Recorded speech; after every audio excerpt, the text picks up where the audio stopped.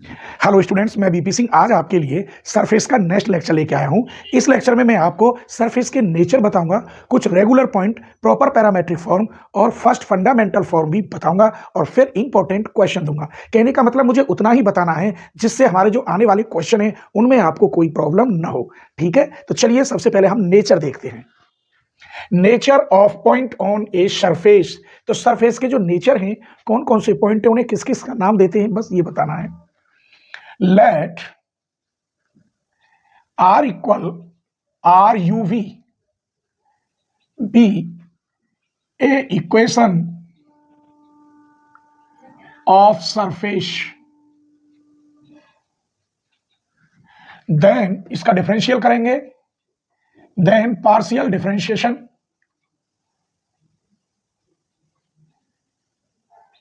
with respect to U and V, then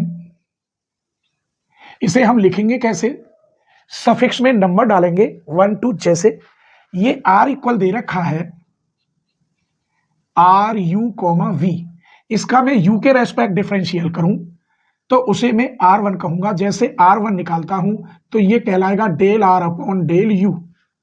अगर मैं V के रेस्पेक्ट करूं तो वो R2 कहलाएगा और लिखेंगे del R upon del V। मतलब इसका U के रेस्पेक्ट डिफरेंशियल करूं तो सफिक्स में यहाँ 1 लिखेंगे, V के रेस्पेक्ट करूं तो सफिक्स में यहाँ 2 लिखेंगे।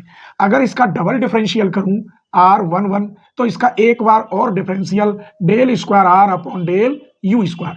इसका दोबारा करूं 2 2 तो इसका मतलब del square R upon del V square. अगर इसका दोबारा 2 के रेस्पेक्ट करूं, जैसे मैं R1 R2 करूं तो इसका मतलब है इस 2 वाले का 1 के रेस्पेक्ट और करना, del square R upon del U del V। और यही चीज अगर मैं ऐसे लिख दूं R2 R1 तो इस 1 वाले का 2 के रेस्पेक्ट करोगे, del square R upon del V del U। देखो 2 है यहाँ, पहले तो V लिख दो, यहाँ 1 है पहले तो U, जबकि ये दोनों सेम होते हैं। कैसे होते हैं? सेम। तो आगे इनके भी मैं नाम बताऊंगा जब फर्स्ट फंडामेंटल थ्योरम होगी। तो बस यहां तक आप याद रखो, ये 2 पैरामीटर है इसलिए सरफेस की इक्वेशन है। और ये इससे पहला लेक्चर तो आपने देख ही लिया होगा जो मैंने डिटेल में समझाया है। एक बार U के रेस्पेक्ट करोगे तो R1, V के रेस्पेक्ट करोगे तो सफिक्स में R2 लिखेंगे। ये आपको ध्यान रखना है, आगे यूज होगा। चलिए अब मैं बता रहा हूं पैरामेट्रिक ट्रांसफॉर्मेशन। इसको हम अगर किसी अलग पैरामेट्रिक में ट्रांसफॉर्म करें तो इक्वेशन कैसी होगी।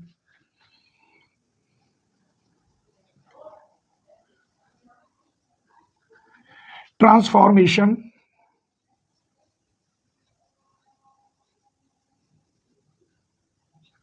let R equal to R UV be a equation of surface, here the parameter, ये वाले U और V, पैरामीटर U, V इनको ट्रांसफॉर्म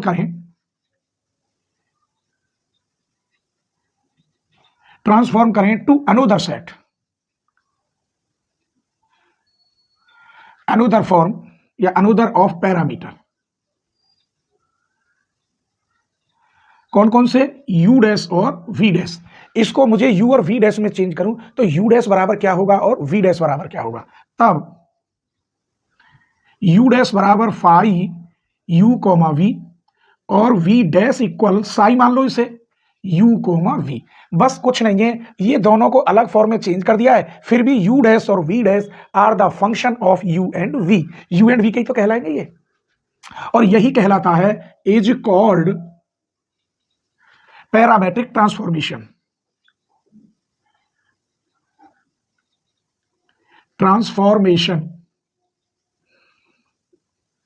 अब मैं बता रहा हूं आपको प्रॉपर ट्रांसफॉर्मेशन क्या होता है। Proper parametric transformation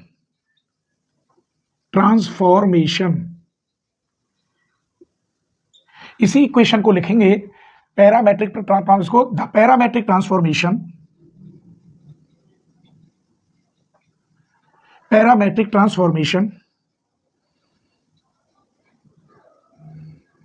U dash equal to phi u comma v, v dash equal to psi u comma v is said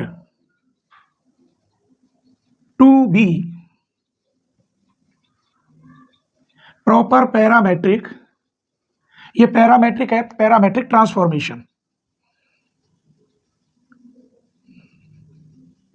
if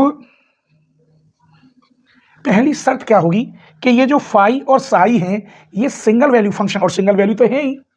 if ये फाई और psi are single value function. दूसरी शर्त क्या होगी, and दिखाई नहीं देगा, and the Jacobian del phi psi upon del u v ये बराबर नहीं होना चाहिए जीरो के। तो जैकोबियन तो आपको आता ही होगा, इसे क्या लिखो, इतना ही होना चाहिए बस। तो प्रॉपर का क्या, एक तो ये फाई और साई सिंगल वैल्यू फंक्शन हो, और अगर मैं इसका जैकोबियन निकालूं तो does not equal to zero आना चाहिए, क्योंकि इसका जैकोबियन निकल जाएगा दोनों का, तो मैं निकालूं तो क्या होना चाहिए, does not equal to zero. तब इनको हम क्या कहते हैं, प्रॉपर पैरामेट्रिक ट्रांसफॉर्मेशन कहते हैं। आगे देखिए बता रहे हैं रेगुलर या ऑर्डिनरी पॉइंट आखिर क्या होते हैं। ये छोटी छोटी डेफिनेशन इसलिए लिख रहा हूं कि आप नोट्स बना रहे होंगे तो नोट्स अच्छी तरह से बननी चाहिए, और सारे एग्जाम्पल क्वेश्चन सब कराऊंगा। और यहाँ बच्चों के कमेंट आते इंपॉर्टेंट, मैं इंपॉर्टेंट क्वेश्चन ही कराता हूं, ठीक है। और स्पेशल केवल अपने व्यूवर्स के लिए मैं डिफरेंशियल ज्योमेट्री और टेंसर एनालिसिस पूरी कराऊंगा, और number theory end game theory भी पूरी कराऊंगा। आप चिंता ना करें, 90% तक कवर करा दूंगा, लेकिन टाइम तो लगता है, हर रोज में एक लेक्चर दे सकता हूं, या कभी कभी जब थोड़ा टाइम मिलता है तो मैं दो लेक्चर भी आपको दे देता हूं, ठीक है। बस आपसे यही रिक्वेस्ट है कि आप मेरी वीडियो को बस अपने दोस्तों के साथ शेयर जरूर करते रहें, जैसे आप मुझसे जुड़े हुए हैं, आपके दोस्त, आपके क्लासमेट्स भी मुझसे जुड़े, ठीक है। चलिए तो आगे डेफिनेशन देखते हैं। अब बता रहे हैं आपको रेगुलर, इसे हम ऑर्डिनरी भी कहते हैं, point and singularity on surface. इसकी छोटी सी डेफिनेशन है, कोई बड़ी डेफिनेशन नहीं है। देखिए, let R equal to R U comma V be a equation of surface, then the point P on surface is called regular, regular या ordinary if the point R1 cross R2 does not equal to 0। तब ये R1 cross R2 equal to 0 नहीं होना चाहिए। यदि 0 है तो singularity है। देखो, if R1 cross R2 equal to 0 at a point P, then P is called singularity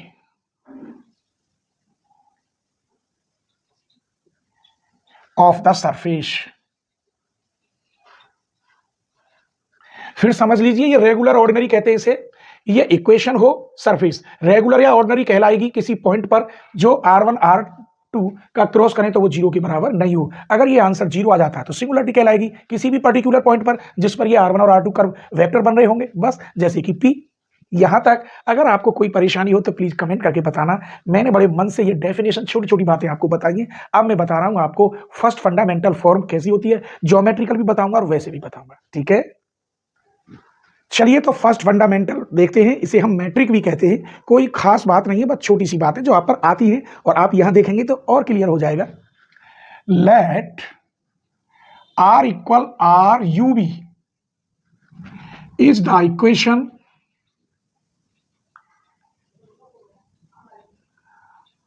of a surface. Let मान लीजिए E इक्वल R1 का square, that is E equal होगा R1 डॉट R1। ऐसे ही आप F ले लीजिए, ये होगा R1 डॉट R2। ऐसे ही आप g ले लीजिए, ये R2 का स्क्वायर दैट इज g बराबर R2 डॉट R2। ये मैंने मान लिए EFG। अब ये यूज होते चलेंगे। Then the quadric differentiation form, quadric differentiation form कैसी बनेगी इसकी? अब E du square plus 2F du dv plus G dv square. एक प्रॉपर्टी आएगी, मैं बताऊंगा ये प्रूफ करके, लेकिन अब थोड़ा अलग टाइप का चल रहा है क्योंकि मुझे क्वेश्चन भी बताने हैं। ये सब ये प्रूफ करके भी दिखाऊंगा आपको नेक्स्ट लेक्चर में। dv स्क्वायर इन du और dv is called the first fundamental form या matrix where EFG are called the first fundamental form। First fundamental coefficient बोलते हैं इसे। क्या कहते हैं EFG को? ये फर्स्ट फंडामेंटल कोफिशिएंट। फिर समझ लीजिए क्वाड्रिक इक्वेशन तो बनी गई, du स्क्वायर 2du dv और dv स्क्वायर, तो ये क्या है? क्वाड्रिक फॉर्म है, ठीक है। तो इसे हम क्या कहते हैं? फर्स्ट फंडामेंटल फॉर्म या मैट्रिक भी कहते हैं। अब इसे मैं ज्योमेट्री में दिखा रहा हूं आपको, ज्योमेट्री में कैसे बनाते हैं। आइए ज्योमेट्रिकल प्रूफ देखिए।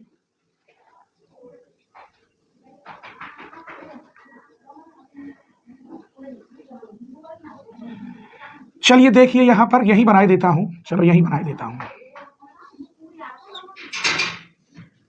ये O, ये P R अगर डिस्टेंस है तो P के कोऑर्डिनेट है केवल R वेक्टर। यहां अगर मैं डिस्टेंस dr बनाता हूं, क्या बनाता हूं? dr, r ये रही, तो ये r प्लस dr, तो q के कोऑर्डिनेट है r प्लस dr या डेल r। इसको हम जो एलिमेंट r का इसे हम ds से डिनोटेट करेंगे। किससे करेंगे? ds से। आपने एक बात देखी है, ds की जो दूरी है लगभग वो dr के बराबर है, लगभग। यही बस आपको समझना था, बाकी तो बहुत कुछ है, क्या क्या चीज है इसमें। तो इसकी मैं एक लाइन लिख दूं आपके लिए, एक दो लाइन लिखनी होंगी तभी अच्छा लगेगा। लिखिए आप भी साथ में। Let P and Q be two NBD point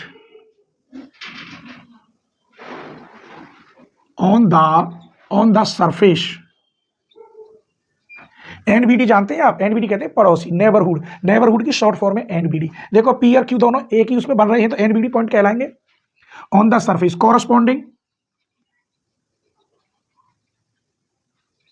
corresponding to the parameter value,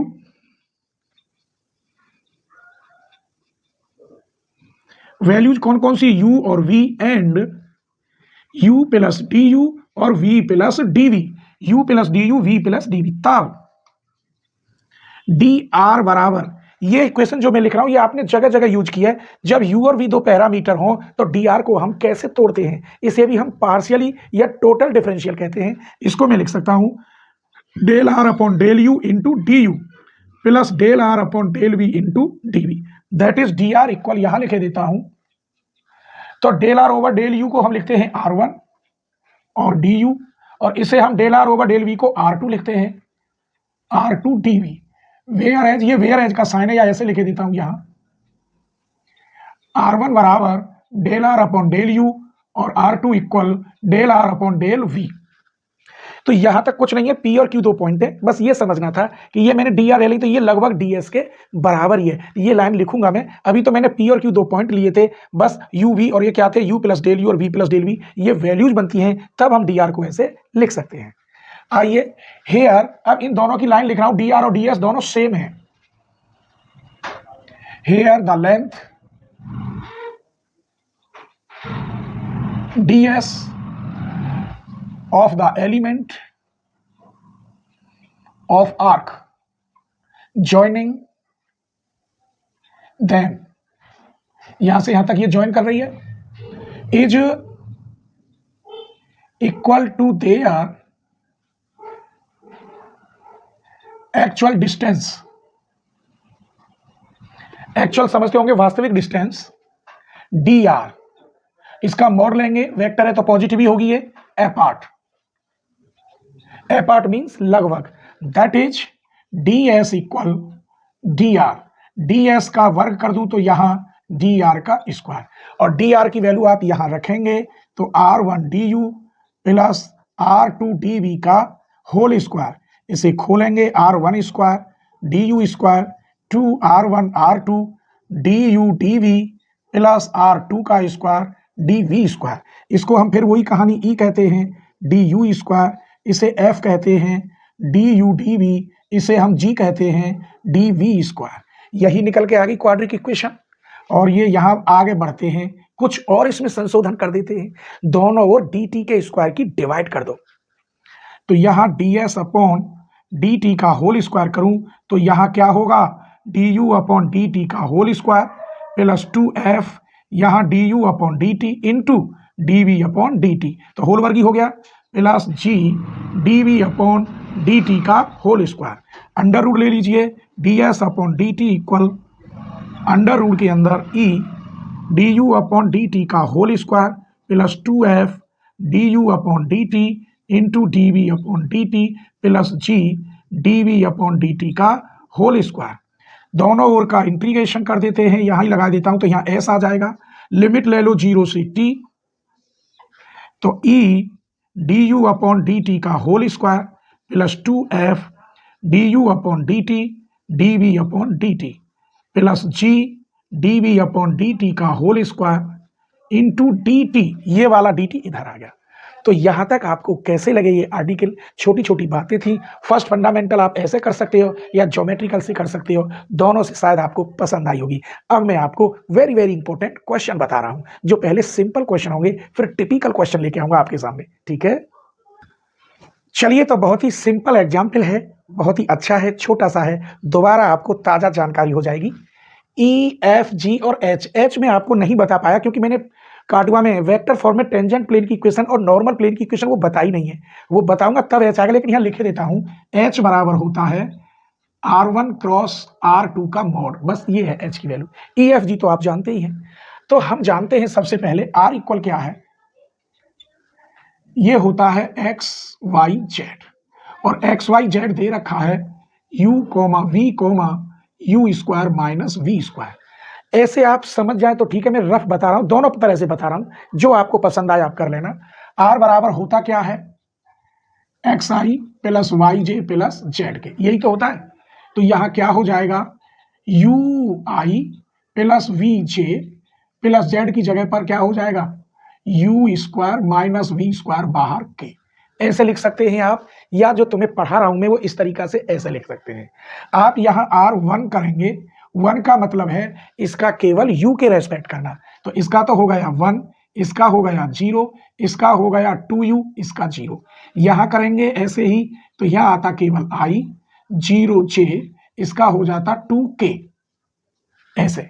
अब जो आपको पसंद है 2u के, ये गलत कर दिया, 2u और k, फिर आप R2 करेंगे, R2 का मतलब v के रेस्पेक्ट, तो इसका हो जाएगा 0, इसका 1, इसका 0, इसका माइनस के 2v, यहां करते आप R2 तो इसका 0, इसका 1, इसका v के रेस्पेक्ट माइनस के 2k, हमें निकालना है e, और e होता है R1 का स्क्वायर, R1 का स्क्वायर का मतलब इसके गुणांक, इसका वर्ग प्लस इसका वर्ग प्लस इसका वर्ग, दिस इंप्लाइज E इक्वल हो गया 1 प्लस 4u स्क्वायर।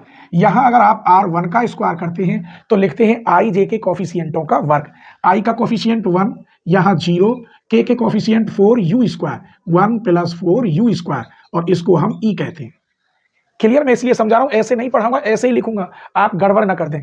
अब मुझे चाहिए f, f बराबर होता है R1 डॉट R2, R1 इसकी डॉट इसमें करोगे 0, इसकी डॉट इसमें करोगे 0, इसकी डॉट इसमें करोगे तो माइनस के 4uv, दिस इंप्लाइज f बराबर हो गया माइनस 4uv। अब आप यो कहोगे सर या की डॉट इसमें क्यों ना करी, अब इसीलिए मैंने ये लिखा है, i की डॉट i के साथ, j की डॉट j के साथ, k की डॉट k के साथ, तो R1 डॉट R2 करें, R1 आपका कहाँ, ये रहा, R2 ये रहे, इसकी डॉट इसके साथ करेंगे 0, 0 की डॉट इसके साथ करेंगे 0, K की डॉट K के साथ 1, इन दोनों की गुणा -4u, बस -4 और यहाँ का है u आएगा, तो यहाँ गलत कर दिया। R1 डॉट R2, R2 यहाँ कितना है -4 VK, इन दोनों की गुणा करोगे तो UV, इसे हम F कहते हैं, -4UV हमने निकाल दिया। अभी G रहा है, G निकालेंगे तो ये R2 का स्क्वायर, इसका स्क्वायर करोगे 0, इसका स्क्वायर करोगे 1, इसका स्क्वायर करोगे 4V स्क्वायर, इसका मतलब G बराबर 1 + 4V स्क्वायर। यहाँ करेंगे R2 का स्क्वायर, I के गुणांक का वर्ग 0, J के गुणांक का वर्ग 1 और K के गुणांक का वर्ग 4V स्क्वायर। तो ये R2 को स्क्वायर को हम क्या कहते हैं, G कहते हैं, 1 + 4V स्क्वायर। तो हमने अब H और रहा है, H निकालने के लिए आप क्या करेंगे, R1 क्रॉस R2। अब यहां तुम पे क्रॉस नहीं होगा, गड़बड़ हो जाएगा, तो यहां देखो मैं कैसे निकालता हूं, R1 क्रॉस R2। पहले यहाँ I J K, R1 के लिखते हैं तो I का कोफिशिएंट 1, यहाँ 0, यहाँ 2u। अब R2 का लिखेंगे यहाँ 0, यहाँ 1 माइनस के 2v, इसे आप खोलना जानते हैं, तो I दबाएंगे तो 0 - 2u माइनस J, I दबाएंगे तो 0 माइनस के 2u, J दबाएंगे 0 माइनस के 2v और K दबाएंगे 0 और ये होगा 1, माइनस के 2ui प्लस के 2vj और प्लस के K। यहाँ ये जो बनेगा, ये बनेगा केवल I का कोफिशिएंट माइनस के 2u, फिर यहाँ 2v और फिर यहाँ 1 K का कोफिशिएंट। अब इसका मोड लेना है, R1 क्रॉस R2 का मोड, इसका मतलब अंडर रूट के अंदर इसका वर्ग, फिर इसका वर्ग और इसका वर्ग, यहाँ भी I J के गुणांकों का वर्ग होता है, इंटर में पढ़ लिया होगा। तो इसका मतलब H भी हमें मिल गया अंडर रूट के अंदर 4u square 4v square plus 1। तो ये एग्जाम्पल कैसा लगा, बस इससे छोटी छोटी बातें मैंने आपको बता दी हैं, चिंता मत करो, टिपिकल क्वेश्चन भी लेके आऊंगा इसके, ठीक है। चलिए तो एग्जाम्पल नंबर 2 और देखते हैं, इंपॉर्टेंट है। So that the surface of revolution के पॉइंट दे रखे हैं, the parametric curve from an orthogonal system. Orthogonal का मतलब है अगर मैं यहाँ R1 R2 निकालूं तो उनका मान 0 आना चाहिए, तभी तो वो परपेंडिकुलर कहलाएंगे, और जब दो वेक्टर परपेंडिकुलर होते हैं तो उन्हें हम ऑर्थोगोनल भी कहते हैं। इसका मतलब यहाँ F की वैल्यू 0 होगी तब, और ये प्रूफ करके दिखाना है। चलिए सबसे पहले हमें R बराबर क्या है, x y z होता है, दिस इंप्लाइज x की value u cos v, u sin v और f u। R1 निकालिए, u के रेस्पेक्ट इसका डिफरेंशियल, u का 1 बचा cos v, u का 1 बचा sin v, u के रेस्पेक्ट करोगे तो f डैश u। R2 निकालिए, v के रेस्पेक्ट डिफरेंशियल करोगे इसका तो माइनस के u sin v, v के रेस्पेक्ट करोगे u cos v और v के रेस्पेक्ट करोगे 0। अब हमें क्या करना है, e निकालना है, तो ये होता है R1 का स्क्वायर, इसका मतलब cos square v plus sine square v, ये वाला प्लस f डैश का स्क्वायर u। इसका मतलब e की वैल्यू, इसका मान 1 हो गया और ये बन गया f डैश का स्क्वायर u। हमें f निकालना होगा, ये होता है R1 डॉट R2, इसकी डॉट इसमें करेंगे तो माइनस के u sine v into cos v, plus इसकी डॉट इसमें करेंगे तो u sine v into cos v, इसकी डॉट इसमें करेंगे 0, ये ऑलरेडी कट गया, इसका मतलब 0। जब R1 डॉट R2 0 तो इसका मतलब ये सिस्टम कैसा है, पैरामेट्रिक कर्व, ऑर्थोगोनल है। यहाँ लिखे देते हैं here f equal to 0, it follow that the parametric curve